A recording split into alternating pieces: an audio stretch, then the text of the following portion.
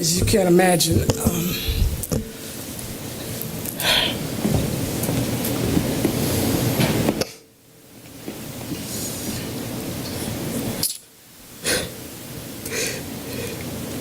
this is perhaps the hardest thing for me to do. I love you, Dexter.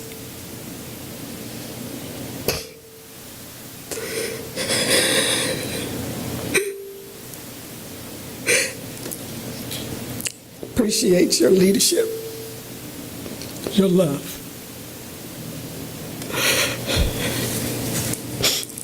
On yesterday, my big baby brother, who's 2 years older than me, as we announced from the King Center, passed away in his sleep.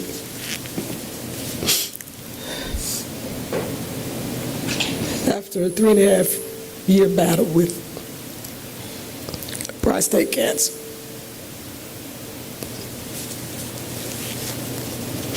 He tried with everything in him to defeat it.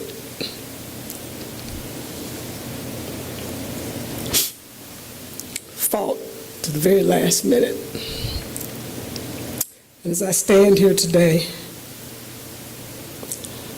I want to thank first and foremost his wife, the love of his life, my sister-in-law. I didn't say law, sister-in-law. For her perseverance, her love, her sacrifice, her care, her jovial nature through all. By staying by his side through the entire journey. She's watching as we speak now from California and will be here in a little bit.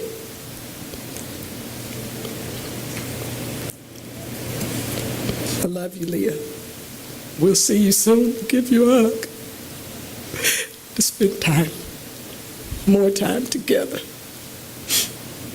It's been a journey.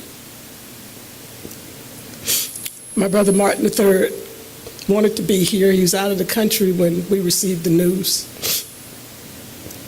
We were able to share it with him and his wife, Andrea, and of course, Yolanda Renee was in school. We had to get her out of school before we released it to the public, because you can imagine what that would have been like. And he wanted to be here today, but could not get back in. But I'm standing here with other members of the King family who I deeply appreciate, love, and who we've been through a lot with. My cousin Angela, Dr. Angela Ferris Watkins, who you know just experienced the loss of her mother, our matriarch, Dr. Christine King Ferris. So here we are again. So thank you so much, Angela. She's been with me almost from the moment that I got the call. Alveda King, who's A.D. King's, our uncle's daughter, will be here shortly. She is en route. I appreciate her.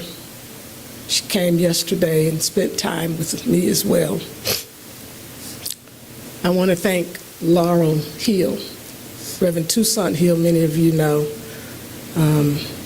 pastored West Hunter Street Baptist Church, and it was 2020 when we lost him to cancer. And I want to thank her for being here with me. And then see Alveda's coming now. This is not my usual self, so I apologize, y'all. This is different. It's out the box for me. Alveda, I just mentioned you. Thank you for your love and support. And also joining me is Mr. Eric Tidwell, Intellectual Properties Management, the licensing arm of the King Estate. License and permission business will continue. So I want to let the public know that although Dexter has transitioned, we continue to carry forth to properly protect, advance, license my father's intellectual property. We have major decisions to make, both on the for-profit side and the not-for-profit side, the King Center, because today we stand here officially without a chair of our board. And so in the coming days, we will be electing a new chairman of the board of trustees of the Martin Luther King Jr. Center for Nonviolent Social Change. Please keep us in your prayers. There's a lot I can say about my brother. Growing up, I remember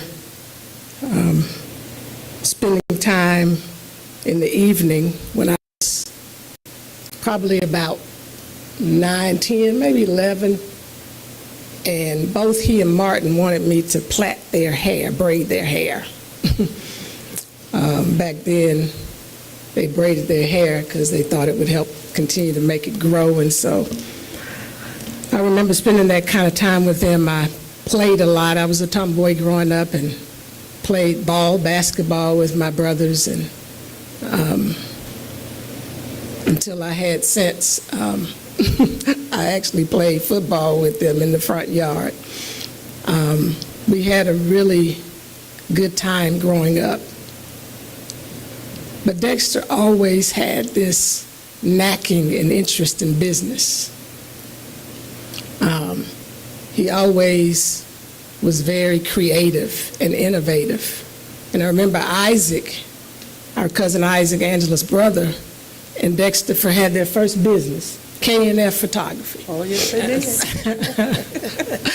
did. He was so ambitious, and my mama used to get calls behind the scenes and saying, we bought all these pictures from Dexter, and we're still waiting on them, but he was working on them, because I used to go downstairs. We had a dark room, Sue Ross, in the house, and I would go inside of that dark room with him, and eventually I gained a love for photography myself as an amateur. I'm not a pro, but just as an amateur. And then he started a DJ business. He used to DJ parties, and I'm trying to follow Dexter again. When I was a teenager, probably around 18, I started DJing parties myself. And a lot of people don't know, Dexter actually worked for the Department of Corrections with the Atlanta Police Department. That was a rough patch, because, as you know, coming from the nonviolent family, he had to carry a gun. And y'all were saying, what does that have to do with nonviolence? Well, our family was like nonviolence on steroids. And so we grew up primarily without guns in our home. I remember Mother used to always take our play guns away from us if she found them. Sometimes we were successful. But he served for a stint with the Department of Corrections as an officer there.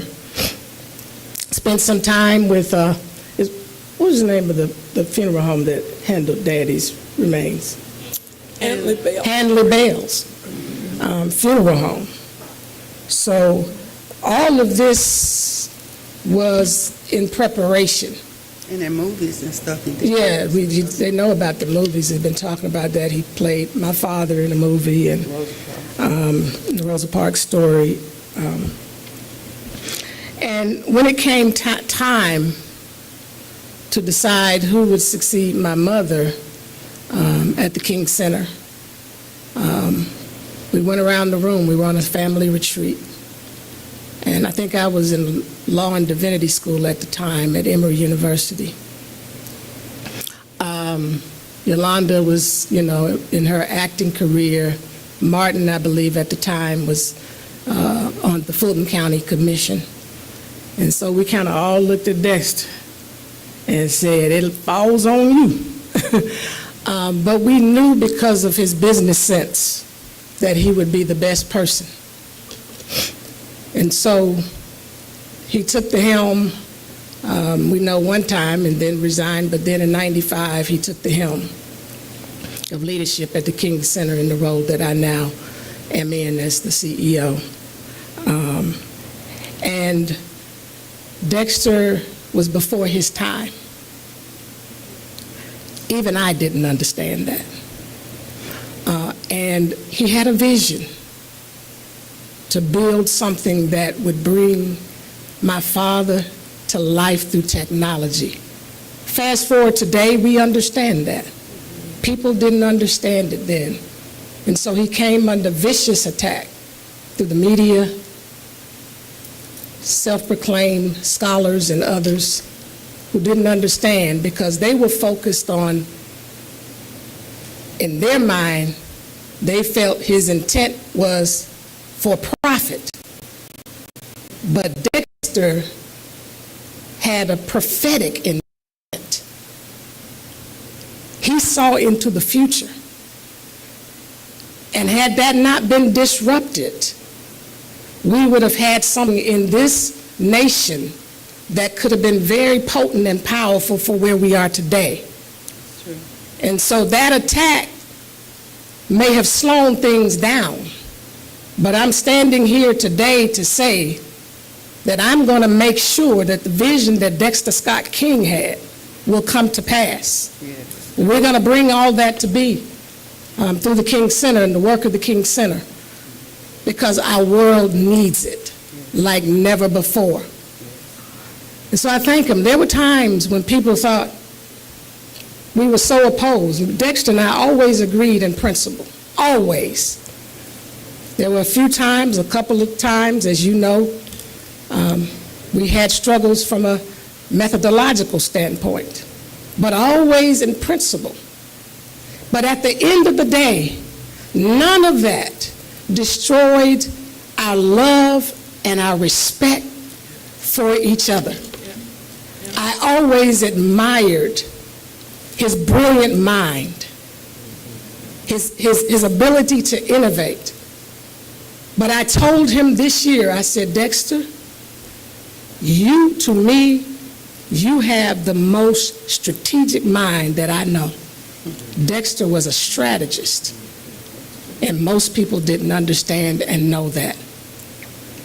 And so, as I stand here today, on behalf of my brother, Martin Luther King III, the two of us that remain, the next generation, Yolanda Renee King, my entire King family, I want to thank everyone for their love, their prayers, their supports, the many texts and calls that I've received, Martin has received, Angela, Alveda, so many of us have received.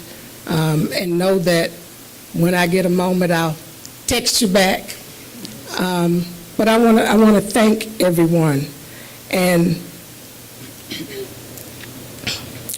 this year, I was able to spend some very meaningful and quality time with my brother.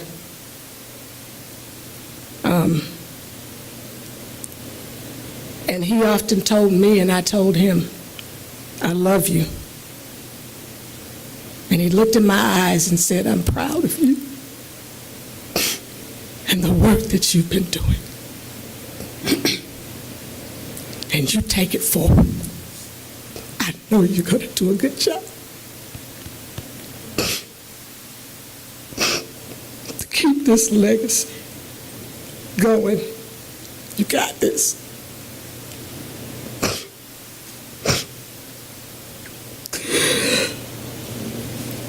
I'm going to miss the conversations we had, the laughs, the reminiscing, and the brilliance. And in many ways, the protection. He was a fierce protector. Misunderstood, but he loved his family. And he did an excellent job. And his name and his legacy would live. In 1986, when we had that first holiday, he started gathering artists all over the nation to put together that video that you saw, that song, that will live because of his vision. King holiday song that he was executive producer for.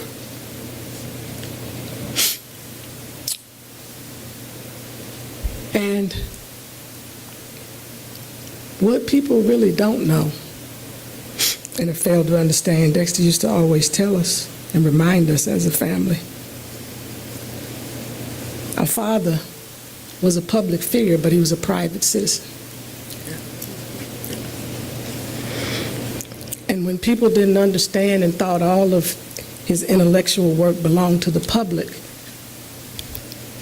he reminded us that Daddy protected his own intellectual property. He copyrighted and went to court over the I Have a Dream speech, and that we're following in his stead to adequately protect it so it doesn't go off the rails, at least as long as we live and breathe in this first generation. Now,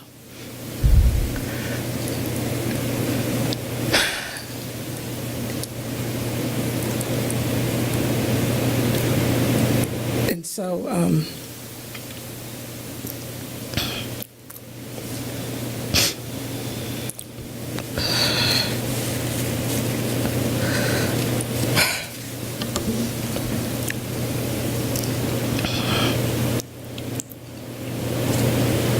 we will continue, and I'm trying to remember what I was going to say.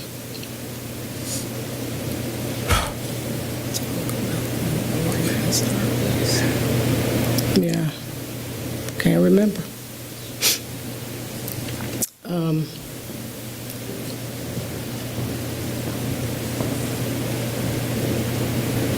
God bless you.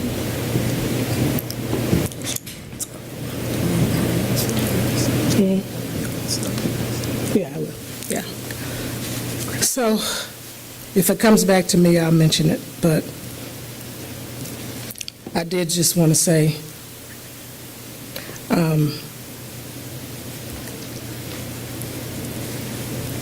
that we will continue to advance this legacy in the spirit of our parents. We have now, we're surrounded by a cloud of witnesses that Dexter has joined. Amen. Oh, Jesus. Hallelujah, brothers. Go there.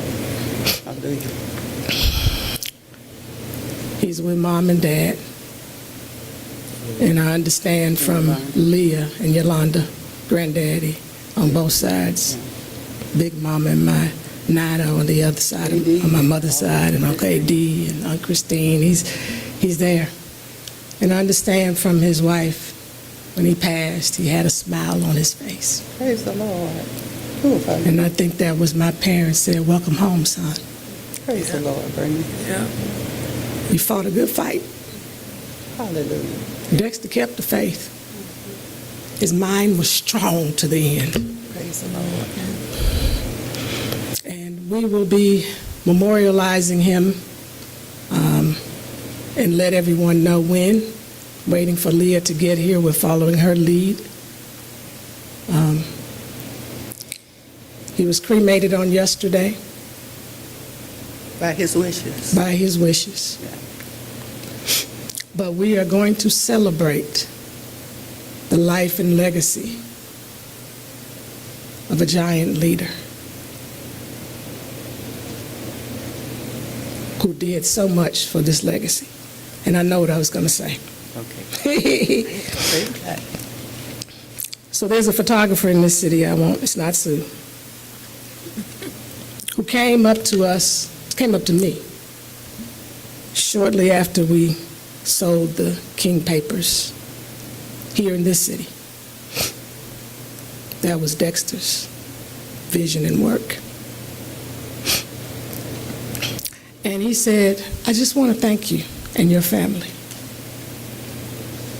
because what you all did helped to bring value to Black history. Praise God. We've understood," this person didn't say this part, but I'm saying this to y'all, "we've understood intellectual property on the music and entertainment side. But most didn't understand it on the other side, creatives on the other side. So Dexter really went ahead Pioneer. and pioneered in this area, opening the door so that your photography, Sue, has value and not devalued. That other people who are doing great works on the civil rights side, I would probably even argue that everything that T.D. Jakes is doing now is because the King family went ahead and fought some battles. Amen. In fact, if you look it up, the right of publicity, which most people don't even understand, that was established by the Georgia Supreme Court that many states followed afterwards, like Tennessee, their right of publicity was established through the work of the King Estate and the King Center. And other people have the benefit of that. So as you are a creative in any form or fashion, just know we fought a good fight. We went out ahead of you to clear the path and the way. So it's not been about us, although people have tried to make it about us, in particular Dexter. Remember, it wasn't about profit. It was about a prophet. Dexter King was a prophet. Yes. Who could see well into the future. Yes. And so I thank God for his life and his legacy, and I solicit your continued prayers as we transition to a new season. And again, I want to thank each and every one of you for being here. Thank you, media, for being here today with us. And apologize, it's not in my traditional fashion. Doing the best I can. You're doing good. But I love each and every one of you and appreciate you. And if anyone has any questions, I'll do the best I can. But I got my sides here, so they'll help to protect me. No, I'm just joking. You want to sit down? Yeah. Maria. Here. No, go back. I think they want you to do it with the mic just so that, because we're streaming actually, so that people can hear. Thank you, Marie. Dr. King, and your brothers, I want to ask you about like the pressure that you and your brothers and sister have had in your life. In his book, he said, yet his surviving family continues to be attacked for no reason except none of us, his children, turned out to be him. All of us together are him, the part that's left on this earth. Can you just talk about just, the pressure that you and your brothers had to deal with, and particularly with Dexter, when you talked about how the negative publicity he used to get about what he was trying to do to protect your family's image and name? I'm going to answer it this way. My mother was attacked too, by the way. But I'm going to answer it this way. She used to always say to us, one, people over and over again are going to try to re-assassinate your father. Be strong. Just know that in different ways. We see that in various sundry ways today. An effort even right now, I forget his name, Kirk, trying to level a campaign against my father in the Civil Rights Act. Initial C. But it's happening all around in different ways. But what my mother said to us secondly, which was most important, is that you don't have to be me. You don't have to be your father, but be your best self. And I think as these things began to happen, having that in my mind, in the front of Martin's mind, because he talks about best self, has lessened that burden. Doesn't mean it's made it easy, but it has made it manageable. So thank you for asking that question. It has been difficult, but I know I'm Bernice. I have my own unique gifts and talents and my own place in this legacy. As many people would ask, what is your legacy? I tell them, look, I don't have to discover a legacy. I was born into a legacy. That's right. We were born into a legacy. And we each have a defined role to carry forward that legacy. Imagine if all of us just went off in another direction. who Dr. King is today in the world, someone that people are still intrigued by, someone who people still look to for guidance and leadership, although he's not physically here. All of that is because of Coretta Scott King and all of our efforts, because we've all had to play a role in that. And we recognize how important that legacy is to the world. And so the sacrifice that we saw with my mother, the dignity with which she handled criticism, we took our lead. My mother used to say, I don't dignify every response. In other words, I don't feel the pressure to have to answer everything. And so even as I lead my life and have led my life, I've always kept that in mind. How would mother, or would mother, respond to that criticism? Is that one worth stopping for? If you remember the letter from the Birmingham jail, Dad said, I received so much of criticism. If I stopped to answer all of that, I would have to stop the good work I'm doing. As a preacher, Nehemiah said, I gotta stay on this wall. Why should I come down to meet with you? Because I gotta finish this wall. So we all have an assignment to finish the work. And so each one of us understand that I'm not Martin Luther King. I don't want to be Martin Luther King. I'm not Coretta Scott King. I don't want to be Coretta Scott King. We have attributes, as you said, and, we operate in that fashion. And so thank you for answering that question, Ernie.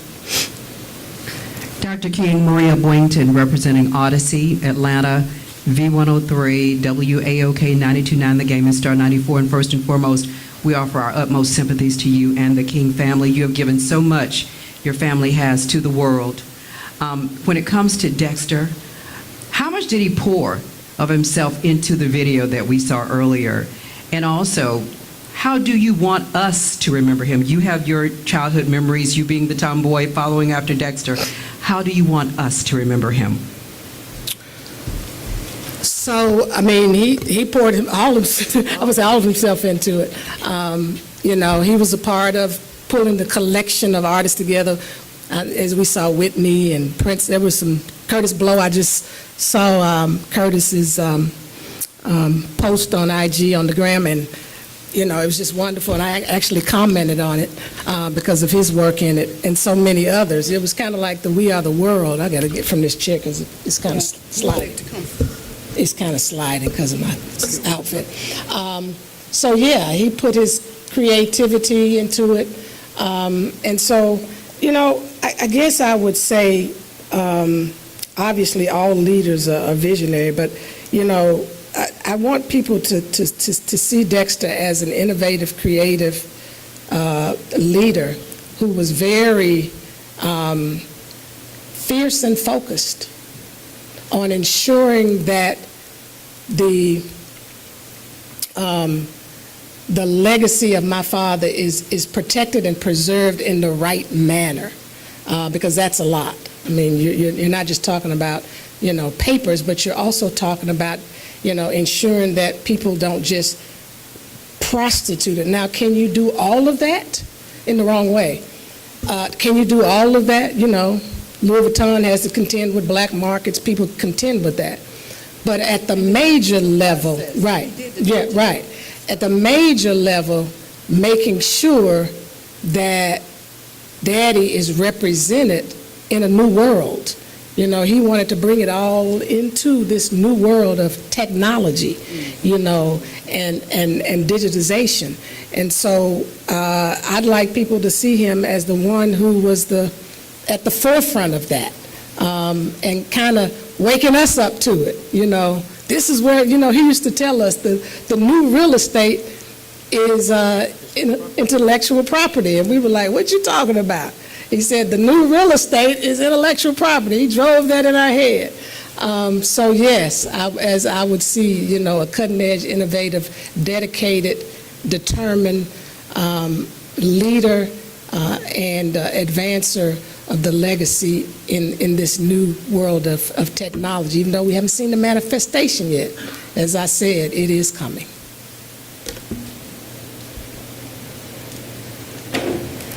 Reverend Dr. Bernice King. Karen? Good to see you. So good to see you. I hate the circumstance. Me too. For all that you and your family have done and been through, we thank you for all of your hard work, Eric, King family. Want to talk to you about prostate cancer. As we know, #1 killer of black men. And when black men are usually diagnosed, their lifespan is a lot shorter than other people diagnosed. What would you like to say to other black men who are out there who may be diagnosed with breast cancer, with prostate cancer, or have not been tested for it and may have some symptoms? What can Dexter's legacy do to help men today? Well, I think what's important for our men is don't be afraid to do what you need to do to take care of yourself, your health. And Dexter did that. As some of you know, Dexter was a vegan, has been that way for 30 years, and was pushing all of us in that direction. In fact, my mother ended up becoming a vegan because of that. And we are much more holistic in our approach to health and wellness. So, the first thing is to my black brothers, you're a treasure. And we want you to take care of yourself. It's not macho to not do that, The alpha energy requires that you do that. And so that would be the first thing that I would say. And then I would say to the women that are by their side, whether it's a wife, a girlfriend, a mate, a daughter, a sister, let's push our brothers gently. Maybe have to go and take them and say, hey, at this age you need to do this, at this age you need to do this, at this age you need to do this. But more importantly, with all of these things, as you know, in the black community overall, we've got to do a better job of disseminating and educating with all of these different health challenges. We've obviously done a much better job with breast cancer. But these cancers, they're ferocious. What they do to you is just, unforgivable almost. But I think we can get past it. But, not to dwell on it, because we're all going to go some way. You still have to take care of yourself, Dexter took care of himself. Let me just say that. There was nothing that he did that created this that I believe. God, mysterious, the universe moves in mysterious ways. There's some things that get out of our control. But the things that are in our control is what I'm talking about. Don't ignore that. Do your part. But the beauty of it is, what I said in the beginning, he fought it for 3.5 years. And that's what's important, that he was able to fight it. And I think he almost conquered it one time, and it returned. So I don't question God. I don't question the process. I don't think there was anything that he necessarily did wrong in terms of, his health and wellness. But I will say that it's important that my brothers really take care of themselves and start going to the doctors in your 20s, 30s, 40s. Don't wait till something's wrong.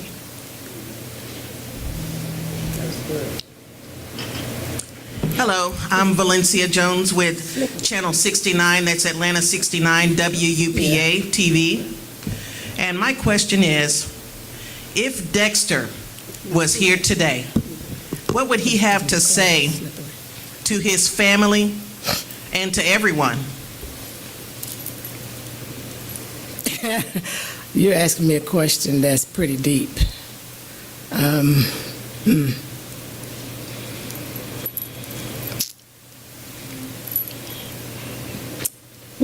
gonna need help with that.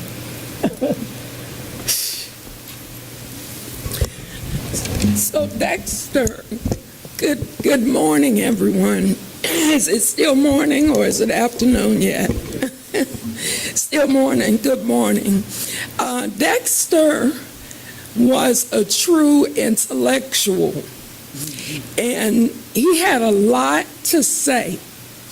We would laugh. In fact, one of Dexter's names was Count, as in Count Dracula, because Dexter would be very reflective during the first part of the day.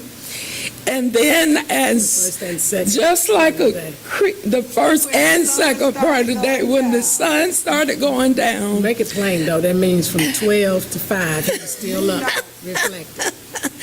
He would, in the evening, like a lot of creatives do, he would really have a lot to say in the evenings.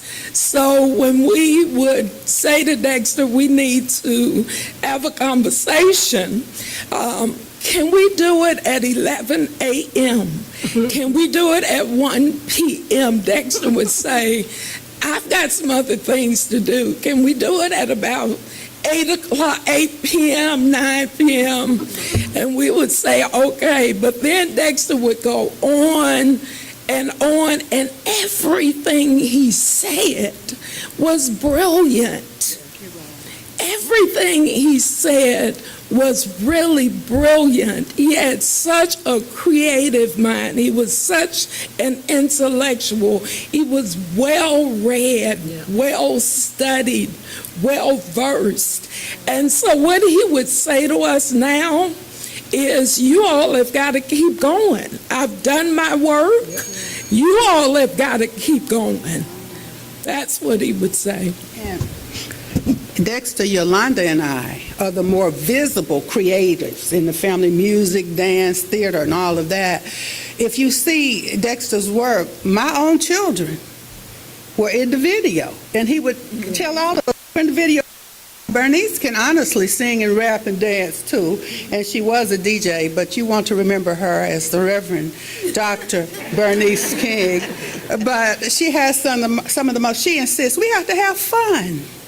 And Dexter believed that too. So he was not only intellectual, and he was a creative, and the whole family. And he would tell you to do what we do. He said, love each other. Love each other. Yeah, right? Okay. I hope that works. What she said is the key, because he kept saying to me, keep it going. Let's keep moving forward, because he understood like we understand. There's a lot that we still have to do. And more importantly, we got to get Dr. King to the world. And it's only going to be through the technological route, because that's where we are today. It's true. Thank you. Dr. King, Julian Virgin, WAB News Atlanta's NPR affiliate. A couple weeks ago we spoke, and we just asked you personally, how you holding up with your sister, your mother, and now your brother transitioning. How does this make you change your perspective on life?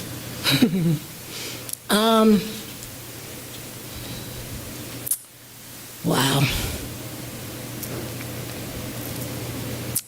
It makes me more focused. I was already focused, but even more focused, because I'm not 50. I'm about to be 61, and there's a lot that I believe that I've been called to do to carry some other things forward in this legacy. And so right now I'm very reflective and trying to pull it all together in my head and praying a whole lot for guidance and direction. But the time, it's an urgency. So that's the way it makes me feel very urgent. When my sister suddenly died 16 months after my mother, I started making shifts then. And now that, Dexter is gone, I'm having to recalibrate. So I'm still in process, because this is so fresh. Yes, ma'am. Lastly, you talked about growing up playing football, basketball with your brothers. Is there a certain phrase, a saying, a mannerism that you'll stick with as, we continue to move forward? From Dexter, that is. Benita Hampton Smith, this wasn't as a child, but when he was CEO of the King Center, Dexter would say, trust but verify. That's to everybody. That's for accountability. We give assignments out. We expect they're going to be done, but verify. I can't forget that. Eric, is it? Verify it's done right. Verify that it's done right. God bless. Thank you. Thank you. Dr. King, Deidre Dukes, Fox 5 Atlanta. First off, let me offer my sincere condolences to you and the other members of the King and King Ferris family. My question to you involves legacy. For so many decades, first your mother, your aunt, then you and your siblings have ensured that the legacy of Dr. King lives on, not only here in Atlanta, but around the world. Of course, during times like this, you do reflect on legacy and look ahead to the future. And I would like to ask you, as it pertains to your niece, the younger cousins, what work is underway, either in front of the cameras, behind the scenes, to ensure that as you all patch the torch, that we can ensure that the legacy lives on for generations to come? Well, I mean, there's a lot of stuff going on behind the scenes. I mean, everything's not, as you know, it's not public. We are talking to, conversing with Tell them about nieces the and the children. The kids. Yeah, but she's talking specifically about the family. Oh, okay. With your kids, grandkids. She has the largest, what do you call it? The largest branch, 6 kids, 11 Blood, grandkids. her bloodline's the largest. Oh, here's the next generation here. Can you answer the question? That would be great. It would be great for her to answer. This is Ferris, who's in that generation with Yolanda. So can you come now? I mentioned you earlier. Did I mention that she was coming earlier? Ferris is pull it back a little bit here, is Angela's daughter. That it made all this room for me. Hello, everyone. As you all know, this is not like the easiest time for us. But one thing that we do know, I remember watching videos when these tragedies started happening to our family. And it was asked of them many of the questions that you all are asking now. How do you all go through this? How do you stand? And I remember watching a video of my great-grandfather, and he was saying, yeah, it's hard. This is not something that anybody wishes on anything.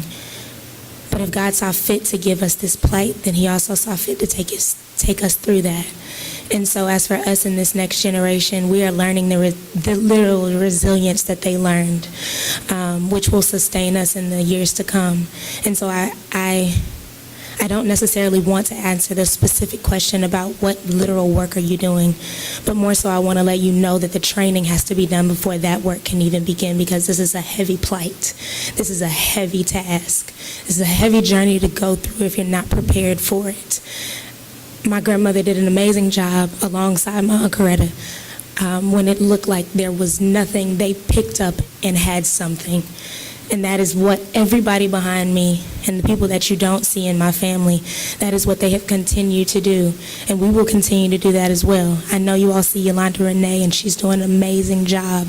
But understand that she needs guidance. She needs protection. She has to go through the training as well, because her mantle is heavy. Her plight is long, and she has to be equipped. We all have to be equipped. So if there's anything that we can ask of you is just for your prayers, for your love, for your respect, for your attention, and be patient with us, please. If I can ask, And let me just add to that, too. I think it was 2 or 3 years ago where Angela, in fact, said, let's get all the girls together. You remember that? So that was part of our process. So we're doing things like that and spending time with our next generation, because there are several of them. Oh, yeah. Yes. if I can ask one more question about organization. You mentioned that you're going to be electing a new chairman of the King Center's Board of Trustees. What's the timetable on that, and where are you all going in terms of the King Estate, in terms of a succession with that? Wait a minute, Bernice. I think Bernice didn't want me to go far enough to say, but the King Center is so well equipped.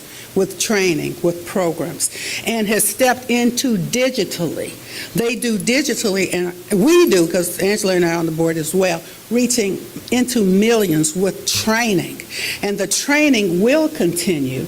And so this is not an ad for the King Center today, but please visit if you don't know how to be nonviolent, how to stop riots, how to step in with love and sanity. Please, that is what Bernice, Dexter, Martin, Yolanda did, Aunt Coretta, Daddy, Aunt Christine, just on and on. That is who we are. She's asking me not to go far into King Center business today, but come back and find out and be trained and be equipped. And so I'm just going to say, Ernie, we're still, this is all new. This hit us, you know, because nobody ever knows the moment. And you're always preparing, but you're never prepared. So we're having those conversations now. I can't give you an exact timetable, but know that it will be done. And at that time, we'll announce it in terms of the chairperson for the King Center. On the King State side, you know, Martin and I left. So we will continue to move forward. It's already structurally in place. As I said, Eric Tidwell is General Counsel and our Managing Director of Intellectual Properties Management, which is the management licensing arm of the King Estate. So that business continues. Regardless of us in the background, that business will continue. And obviously, we'll work, you know, hand in hand as we go forward, the King Estate and the King Center as we go forward, to realize, you know, the dream and vision that Dexter had as well, that he started on early on that kind of got intercepted, but we're going to put it back on course.